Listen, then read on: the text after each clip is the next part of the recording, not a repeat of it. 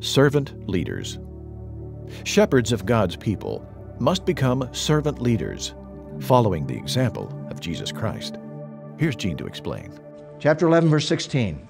I repeat, he said, and this is fascinating, no one should consider me a fool. But if you do, and by the way, he was called a fool. He was called weak. He said, I don't want you to consider me a fool, but if you're going to, at least accept me as a fool so I too may boast a little. Now, this is really fascinating because you have to understand boasting in the Roman Empire. This was the norm. It was acceptable. It was expected. It was expected of citizens generally. If you didn't boast, something was wrong with you. You're weak. If you didn't boast, you're a fool. And of soldiers particularly, in terms of what they achieved within the Roman army. They would sit around and boast about their exploits. And we're going to see something very interesting here in a moment in relationship to an allusion to that particular situation.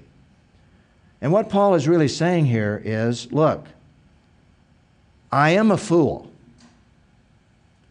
by the world's standards. I'm a fool. If you want to compare me to a Roman citizen and how they boast, then I'm a fool. And what he does in this next section is really fascinating because he inverts the philosophy of self-promotion. He inverts it. He inverts the philosophy of self-promotion, and one of the first things he says is, I say this to our shame. We have been weak. And there he's simply saying, I haven't followed the standards of this world. And if you want to accuse me, I'll accept that. There's a little bit of subtlety there, of course, too, a little tongue-in-cheek. But in whatever anyone dares to boast, and then he said, now, understand, I'm talking foolishly, and I don't like this. This is not my style. But I also dare, and so I'm going to share with you. Are they Hebrews? Referring to these false apostles. So that gives us a clue as to who they are. So am I. I'm a Hebrew too. Are they Israelites? So am I. In fact, I was a Hebrew of the Hebrews. I was of the tribe of Benjamin. I had all of these things. Are they the seed of Abraham? So am I. Now, there he identified himself as a Jew because these false apostles were Jews. But here's where he inverts the philosophy of self-promotion. Are they servants of Christ? And he said, now, what I'm going to say, I'm talking like a madman, talking like a crazy guy. It's not my style, but I'm a better one. I'm a better servant of Christ, and let me tell you why. With far more labors. Now, earlier, remember we saw two profiles where he just gave us a little snapshot of what he suffered. And then a little later, he expanded on that snapshot. Here, he really expands. And he says, with far more labors, many more imprisonments, far worse beatings, near death many times. Am I weak? Absolutely. If you want to call me a fool by the world's standards, who in the world would subject themselves to that? 5 times I received from the Jews 40 lashes minus 1. 3 times I was beaten with rods. Some say that Paul was bow-legged because he was beaten so much by the Jews. And it talks about, remember, the beating with the rod, and he was accused of being a false man, a false teacher in the synagogues where he was, and he was beaten. He said, once I was stoned. Remember, he was left for dead in Lystra. 3 times I was shipwrecked. I'm talking like a fool.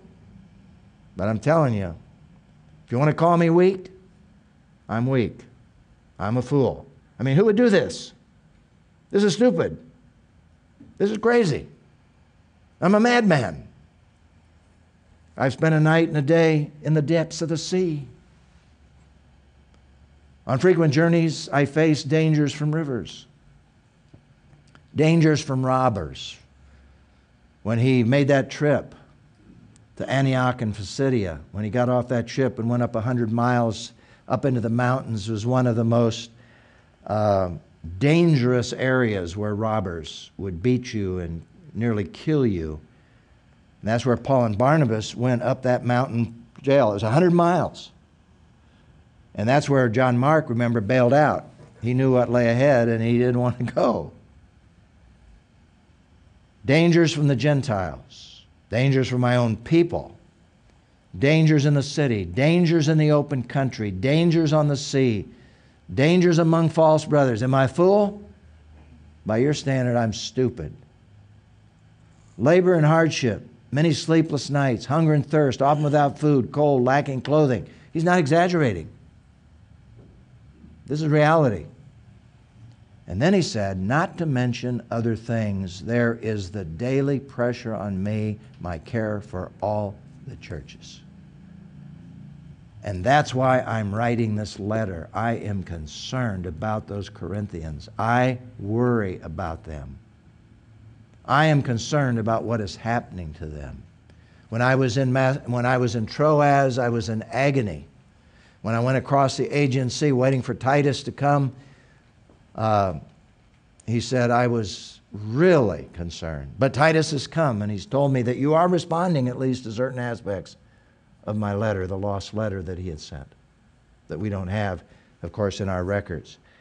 So basically, what he's doing here is he's inverting, as I said, the philosophy of self-promotion, and inverting that, he is saying that's what Jesus Christ did for us. For example, Luke 23:11. You know, Paul talked a lot about the sufferings of Christ because of his love for people. He says, then Herod with his soldiers treated him with contempt, mocked him, dressed him in a brilliant robe, sent him back to Pilate. A fool? By this world's standards. Not by Roman standards, or not by Christian standards, by the world's standards, a fool. Weak. Who would subject himself to that? Jesus did. The people stood watching. Even the leaders kept scoffing. He saved others. Let him save himself. If this is God's Messiah, the chosen one, the soldiers also mocked him. They came offering him sour wine and said, here is the real offense. If you're the king of the Jews, then save yourself. You say you are. You say you have all this power. Save yourself. And Jesus looked down and said, forgive them, for they know not what they do. Romans never did that. That was a sign of weakness.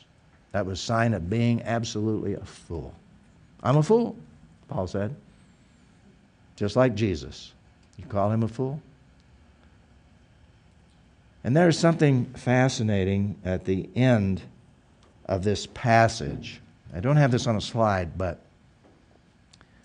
it's kind of interesting because of the way it appears right at the end of this passage. After he lists all of these things, he said, and let me tell you that when I was in Damascus and I was preaching and they were trying to take my life, they let me down in a basket over a wall so I could escape. And you look at that and you say, now why in the world did he insert that right at the end of all of this? Well, you see, there was a special award that was given to Roman soldiers. It was called the Corona Muralis. And the Corona Muralis, this award, was given to a soldier who was first to scale a wall in a city that was under siege. The first to scale that wall. That was heroism, and boy, did they brag about that.